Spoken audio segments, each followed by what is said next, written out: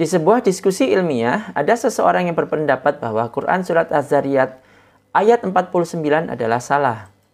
Wa min kulli syai'in khalaqna zaujaini la'allakum tadzakkarun. Dan segala sesuatu kami ciptakan berpasang-pasangan supaya kamu mengingat kebesaran Allah. Orang tersebut menjelaskan bahwa tidak semua makhluk hidup memiliki pasangan jantan dan betina, atau laki dan perempuan. Ada banyak hewan aseksual atau tak kawin di dunia ini. Apakah Al-Quran salah? Tentu tidak dong. Yuk kita simak pembahasannya.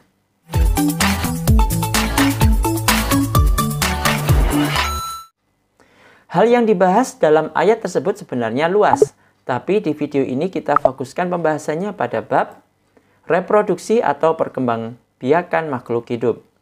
Menurut Ensiklopedia Britannica, reproduksi adalah proses organisme memperbanyak diri yang bertujuan untuk melestarikan atau mempertahankan kelangsungan hidup spesiesnya. Cara reproduksi atau perkembangbiakan makhluk hidup ada dua macam, yaitu secara seksual dan aseksual. Menurut Biologi Dictionary, reproduksi seksual adalah reproduksi yang melibatkan penggabungan informasi genetik dari dua individu dengan jenis kelamin berbeda. Reproduksi seksual di sekolah dasar biasa disebut perkembangbiakan makhluk hidup secara kawin. Reproduksi seksual terjadi saat sel telur betina bertemu dengan sel sperma jantan, lalu membentuk zigot.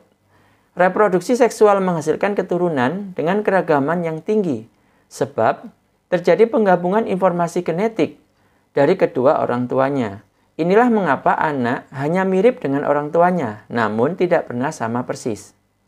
Sedangkan reproduksi aseksual adalah reproduksi yang hanya melibatkan satu individu tanpa adanya proses pertukaran materi genetik dengan individu lain.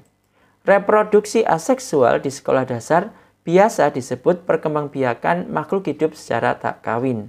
Reproduksi aseksual dapat berlangsung dengan cepat tanpa membutuhkan pasangan, namun keragamannya menjadi sangatlah rendah karena tidak terjadi pertukaran materi genetik dengan individu lain.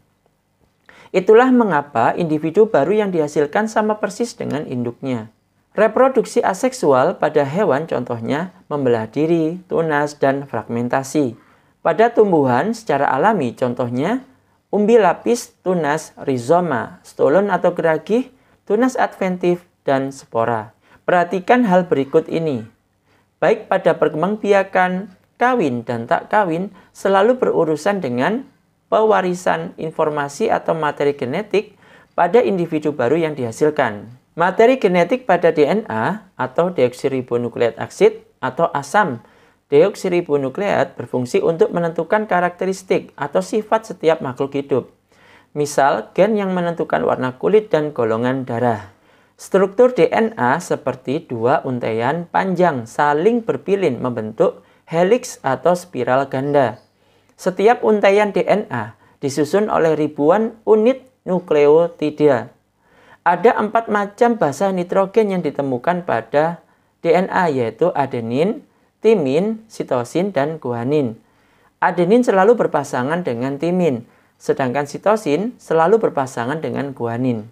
Kemudian DNA tersebut membentuk kromosom. Kromosom terletak di dalam nukleus atau inti sel, di hampir tiap sel dalam tubuh. Jumlah kromosom di tiap sel tersebut adalah genap dan berpasangan. Contoh manusia memiliki 23 pasang atau 46 buah kromosom. Sedangkan simpanse, orang utan, dan gorila memiliki 24 pasang atau 48 buah kromosom. Sehingga apa yang disampaikan Quran Surat Az-Zariyat ayat 49 sejak abad ke-7 tersebut memang benar dan sesuai dengan ilmu pengetahuan tentang genetika yang baru muncul pada abad ke-20. Bahwa semua makhluk hidup berasal dari sesuatu yang berpasang-pasangan. Wallahu alam. Oke, itu aja yang bisa saya sampaikan. Semoga bermanfaat. Jika channel ini bermanfaat, silakan klik subscribe agar bisa mengikuti video-video menarik lainnya dari Om Chandra TV Channel. Assalamualaikum warahmatullahi wabarakatuh.